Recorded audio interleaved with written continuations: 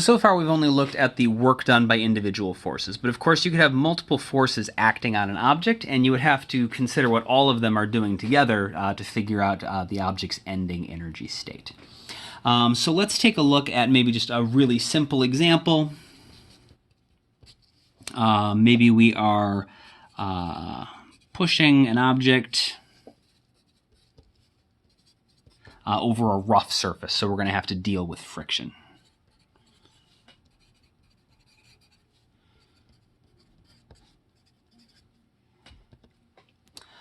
So in that case, our starting picture, so I'm going to draw a start and an ending picture, and they're going to be directly above each other. So my starting picture, I've got my object, and I am going to push the object forward, so I'll apply some sort of force. But if we are sliding over a rough surface, we're going to have to deal with friction. It would be kinetic friction if we're sliding. And let's say kinetic friction is smaller than my applied force. So in this case, we're still going to have a net force forward. The object is still going to speed up, but it's not going to speed up as quickly. It's not going to accelerate as quickly as if there was no friction. So that's our starting picture. Our ending picture, draw this right underneath it. The object has moved along the ground, so it's going to be over here. But remember, all of our equations for work require us to have a constant force, at least so far. And so we've got to continue applying that exact same applied force until it gets all the way to where we want it to be. And again, this is only going to work if the surface stays the same, so the kinetic friction also stays the same.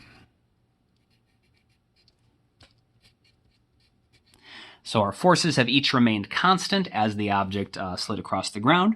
And so its displacement, we can see the front of the object started here. The front of the object ended here.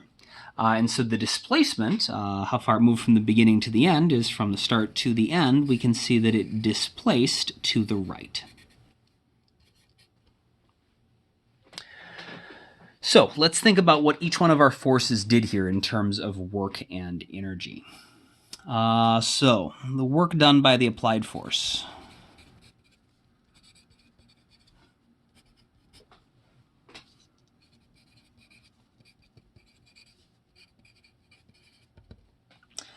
We know that work is equal to FD cosine theta, and so the work done by the applied force is going to be FD cosine theta. So the applied force, F, times D times cosine theta, which in this case is just 0 because they're pointing in the same direction. So we have work is just the force times the displacement, the magnitudes, because cosine 0 is -1, and that's one of the shortcuts we talked about earlier. So the magnitude of the applied force times the magnitude of the displacement. And this is, of course, going to be positive because both of these magnitudes are positive. And that should make sense, because if you think about what the applied force is doing, as we push on the object, we are transferring kinetic energy into it. As we push it and it goes faster and faster and faster, that applied force is adding kinetic energy to the object. So the work winds up being the applied force times the magnitudes of the applied force times the distance, and that's positive because FA is adding kinetic energy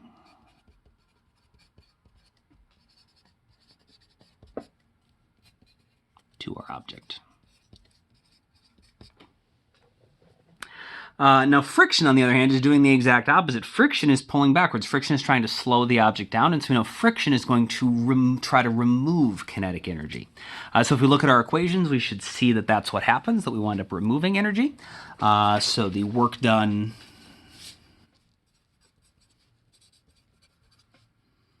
by friction. So work is FD cosine theta. So the work is going to be the force kinetic friction, times the displacement, times the angle between the force of friction and the displacement. The force of friction points to the left, the displacement points to the right, so the angle between, if we connected in tail to tail, would be 180 degrees.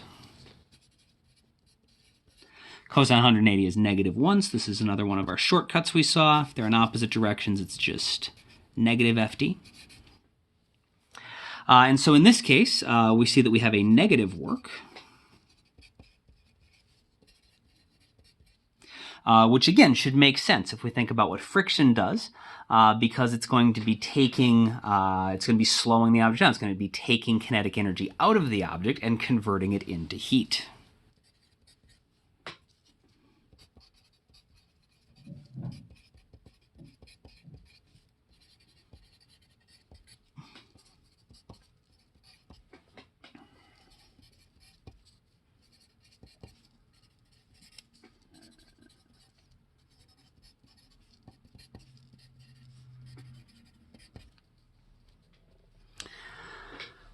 And so that should, and so in total, that should make sense.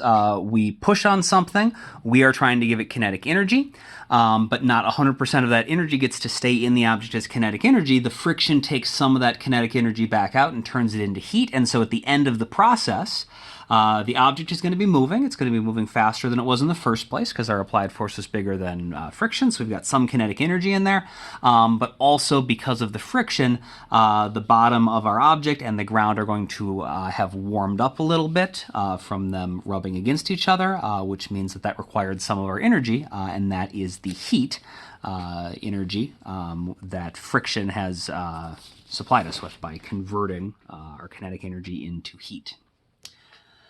So if we think about in total what's going on then, the network, just like the net of anything is the sum of all the individual parts, is going to be the work done by the applied force plus the work done by the force of kinetic friction. So that's going to be FAD minus FKD.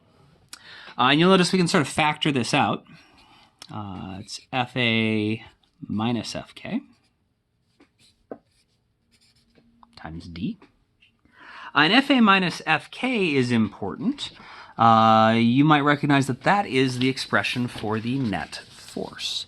So if we look back at our diagram here, since the applied force is bigger than the force of kinetic friction, our net force is going to be to the right. It's going to be FA minus FK, right? And so this is the net force times the displacement. Because the magnitude of the net force times the magnitude of the displacement is giving us the net work.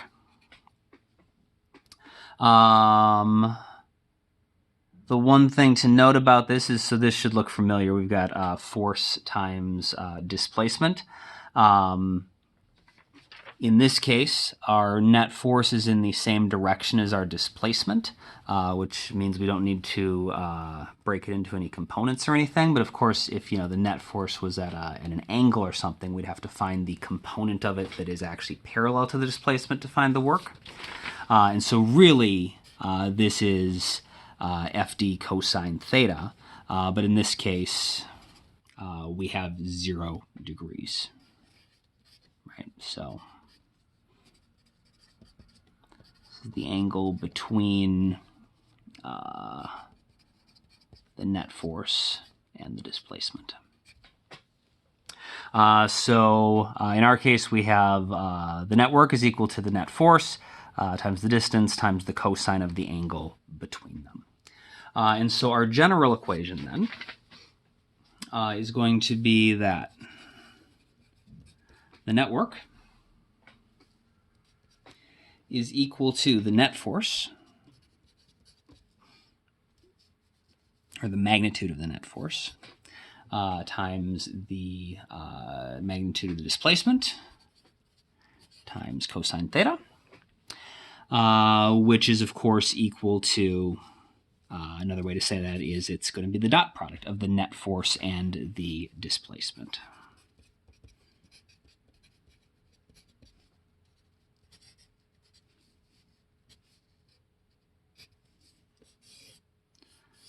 And that should really not be that surprising, because if we look back at our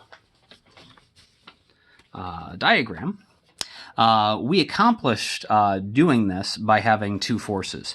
But ultimately, the object would have moved exactly the same if instead of having two forces, a large applied force and a smaller force of kinetic friction to give this net force, if just we had only had a force going forward, so there was no friction, but we had a smaller applied force equal to this net force. So if that net force was the only force acting on it, we would just get that force dotted with the displacement would give us the work. And so this system should function exactly the same as a system that only has one force equal to the net force acting on it. And so it should hopefully seem reasonable that our equation for the network is just based on the net force, but you can use it the same way we use the individual forces. The other thing that is important to be aware of is we've actually seen this before. Remember from the kinematics,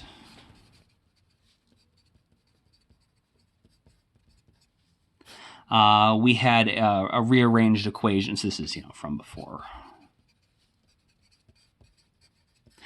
We rearranged one of our kinematics a few lessons ago, and we figured out that this is where our definition of kinetic energy came from. So 1/2 mv squared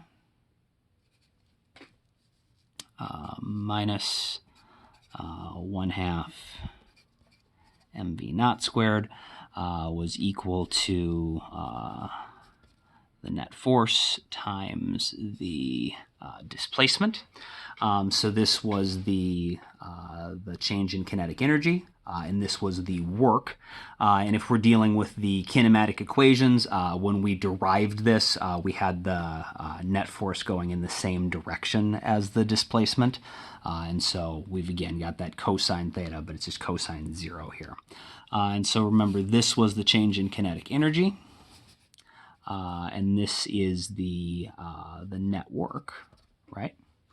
And so we can also conclude something that is going to be true if we know the net force, because the net force is ultimately what determines the acceleration, which was the thing that's actually in the kinematic equation. When we rearrange that kinematic equation based on the acceleration that comes from the net force, we get the change in kinetic energy. And so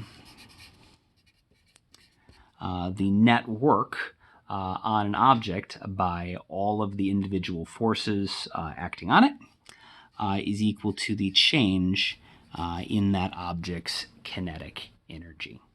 And so this is called the work-kinetic energy theorem.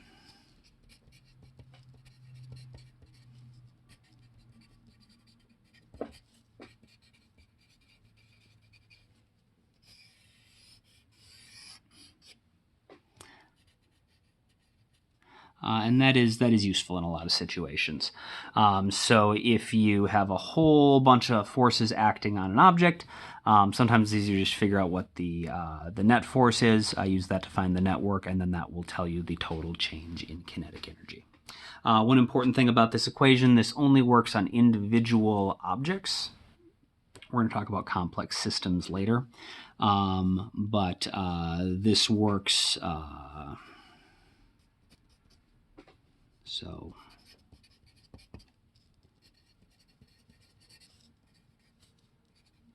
this is the network based on all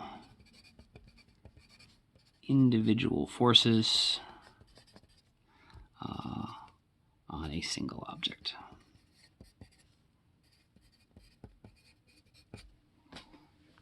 So if you just got one object and you can account for all of the forces acting on that individual object, figure out the net work, and that will tell you how much its kinetic energy changed.